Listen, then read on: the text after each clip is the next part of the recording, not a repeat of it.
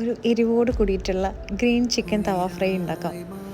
അതിലേക്ക് ഒരു സവാള, ഒരു തക്കാളി, 4 പച്ചമുളക്, കുരുമുളക് നിങ്ങൾക്ക് എരിവിനനുസരിച്ചിട്ട് എടുക്കാം, കുറച്ച് മല്ലിയിലയും കുറച്ച് പുതിന ഇല, അതേപോലെ നമ്മുടെ കറിവേപ്പിലയും കൂടിയിട്ട് ചേർത്ത് ഉപ്പും കുറച്ച് മഞ്ഞൾപ്പൊടിയും ഒരു ചെറുനാരങ്ങയുടെ നീരും ഒരു കോഴിമുട്ടയും ഇഞ്ചി വെളുത്തുള്ളി പേസ്റ്റ് എല്ലാം ചേർത്തിട്ട് നന്നായിട്ട് മിക്സിയിൽ അടിച്ചെടുക്കുക.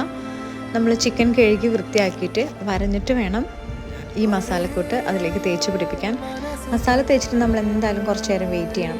2 മണിക്കൂർ മുതൽ 4 മണിക്കൂർ വരെ ഫ്രിഡ്ജിൽ വെക്കണം നല്ലതാണ്. അതെല്ലാം ഓവർനൈറ്റ് വെക്കുകയാണെങ്കിൽ അതിലേറെ നല്ലതാണ്. കുറച്ച് വെളിച്ചെണ്ണയും കൂടി ഞാൻ ചേർത്ത് കൊടുക്കുന്നുണ്ട്.